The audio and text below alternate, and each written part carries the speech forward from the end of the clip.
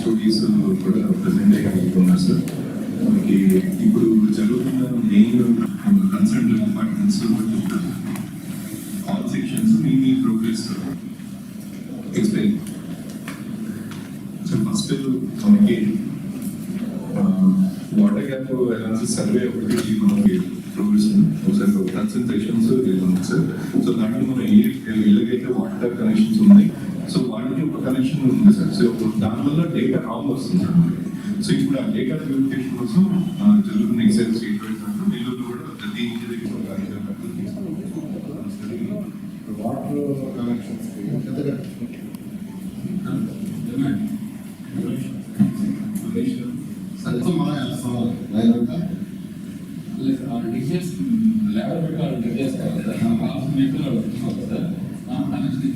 ఆ material line చేస్తారు. అదే సార్ మెటీరియల్ డిక్ చేసుకోవాలి సార్. మన పైప్ లైన్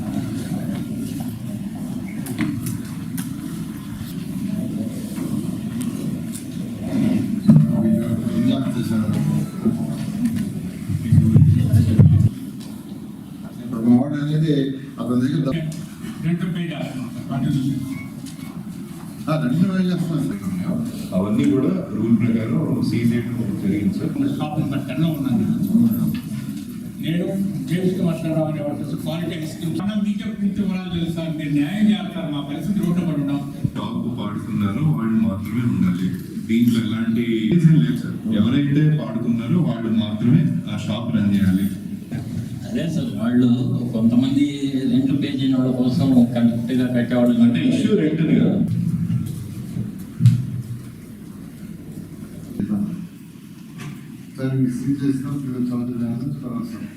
ఆయన ఇదప్పుడు ఇచ్చేది చూస్తుండేవాడు. మున్సిపాలిటీలో మున్సిపల్ అధికారులు, మున్సిపల్ కార్పొరేషన్స్ కావచ్చు, మున్సిపాలిటీస్ కావచ్చు, నగర పంచాయతీలు కావచ్చు, వీటిల్లో వాళ్ళ యొక్క ప్రాపర్టీస్లో బిల్డింగ్స్ కట్టి రెంట్లకి ఇవ్వటం అనేది సాధారణం. దాని ద్వారా మున్సిపాలిటీస్కి, కార్పొరేషన్స్కి కొంత ఇన్కమ్ వస్తుంటుంది. అలా నెల్లూరు మున్సిపాలిటీలో తీసుకుంటే 223 షాపులు యాక్చువల్గా రెంట్కి ఇచ్చున్నారు. అయితే షాపులు పాడుకునేటప్పుడు రన్ చేసుకునేది ఒకటి జరుగుతుంది. అయితే మా ప్రభుత్వం మాకు డౌట్ ఏంటంటే ఒకరు పాడుకుంటున్నారు, రెండోవాడు దౌర్జన్యంగా లాక్కుంటున్నారు. పాడుకున్నది ఒకరు, తర్వాత రాజకీయ బలంతో కావచ్చు, రౌడీ బలంతో కావచ్చు మరొకరు లాక్కుంటున్నారని కంప్లైంట్ వచ్చినాయి. దాని మీద యాక్చువల్గా అధికారులు నిన్న ఎవరైతే ఒరిజినల్ షాప్ ఓనర్స్ లేరో వాళ్ళ షాప్స్ అన్నీ క్లోజ్ చేశారు. నెల్లూరులో దాదాపు ఎన్ని క్లోజ్ చేశారు? 52 క్లోజ్ చేశారు. దాని మీద యాక్చువల్గా ఆ షాప్ ఓనర్స్ వాళ్ళందరూ నన్ను అప్రోచ్ చేయాలి. అయితే దాని గురించి పూర్తిగా స్టడీ చేయాలని వచ్చేసి ఈరోజు ఆ షాప్ ఓనర్స్ని, కమిషనర్ గారిని, వాళ్ళ అధికారులు రమ్మన్నాను. దాని మీద కొంత డీటెయిల్గా డిస్కస్ చేశాం. అయితే ప్రస్తుతం ఉన్న జీవో నెంబర్ 68 ఒకటి 56, ఈ 56 అనేది 2011లో ఇచ్చింది. 68 అనేది రీసెంట్గా ఇచ్చారు. దాంట్లో ఏం లేదంటే ఆక్షన్ ఎవరు రాకుంటే ఏం చేయాలని ఇచ్చారు. అంటే 2011లో ఇచ్చిన జియో నెంబర్ 56 2011 తర్వాత మళ్ళీ ఏమి ఇవ్వాల. అయితే ఈరోజు వచ్చిన వాళ్ళలో కొందరు 40 ఏళ్ళ నుంచి, కొందరు 30 ఏళ్ళ నుంచి, కొందరు ఎక్కువ మంది 20 ఏళ్ళ పై నుంచే ఆ షాపుల్లో ఉంటున్నారు. అయితే 20 ఏళ్ళ పై నుంచి ఉన్న వాడిని నువ్వు బినామీరా వెళ్ళిపోరా అని అంటావు న్యాయం కాదు. 15 ఏళ్ళు 30 ఏళ్ళ నుంచి అది న్యాయం కాదు. అది వాళ్ళు 20 ఏళ్ళ నుంచి అక్కడ వ్యాపారం చేసుకుంటూ జీవనం వృత్తి చేసుకుంటుంటే వాడిని నువ్వు గెట్అవుట్ అంటే తప్పు కాదు. అయితే ఇప్పుడే మా ప్రిన్సిపల్ సెక్రటరీకి, సిడిఎం గారితో ఇద్దరితో యాక్చువల్గా కాన్ఫరెన్స్ పెట్టి మాట్లాడాను. వీళ్ళకి న్యాయం చేయాలంటే వాళ్ళ పేరుతో నువ్వు ఇచ్చేయాలా. అయితే చట్టంలో ఈరోజు ఉన్న దాంట్లో అది లేదు.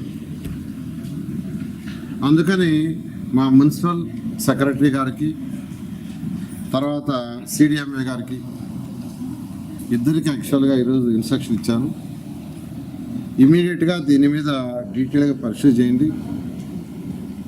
మన రాష్ట్రంలో ఉన్న 123 మున్సిపాలిటీస్లో కార్పొరేషన్స్ కావచ్చు, మున్సిపాలిటీస్ కావచ్చు, నగర పంచాయతీ కావచ్చు, వాటన్నిటిలో షాపులలో ఎవరి పేరుతో షాపులు ఆక్షన్ పాడుతున్నారు, ఎవరు ఉంటున్నారు, ఎన్ని సంవత్సరాల నుంచి ఉంటున్నారు,